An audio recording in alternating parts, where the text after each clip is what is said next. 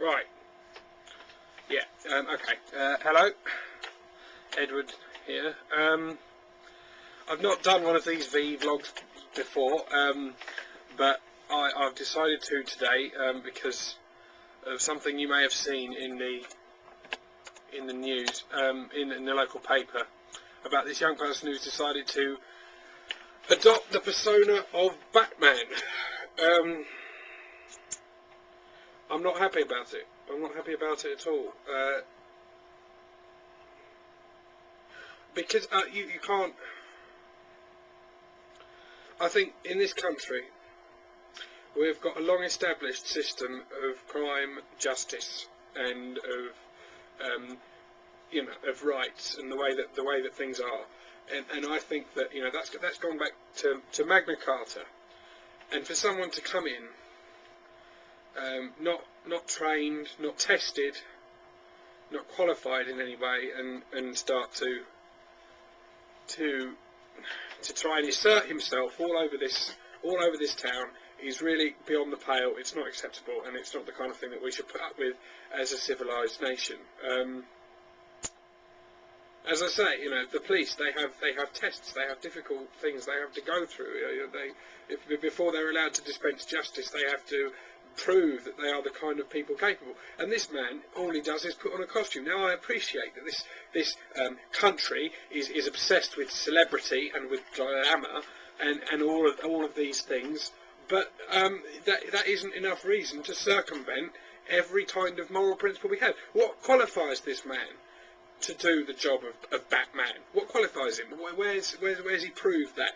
Why are his shoulders broad enough to shoulder the moral weight of deciding who is criminal and who is not? Some people appear criminal and are not criminal, and I think that's the kind of thing that you need strict procedures in place before you can begin to address them. And I think one man is simply not able to do that.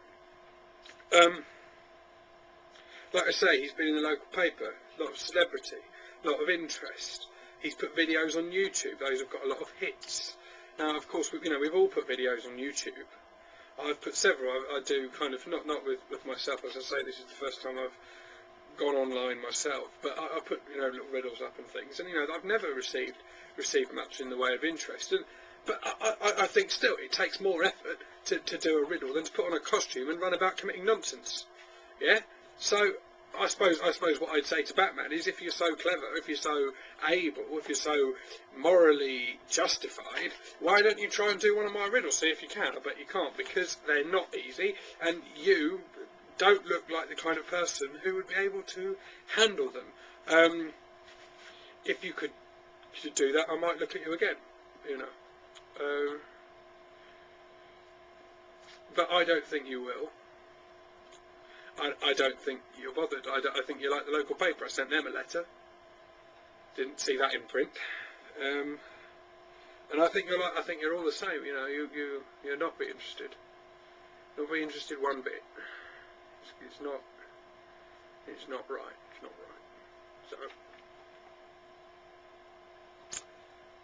So what I would say, Batman, is you should come clean. You should say who you are, and you should solve my riddle and prove that you are capable of the trust with which we've placed in you, capable of shouldering that burden. And if you are, then good luck to you, and Chalfont St can relax.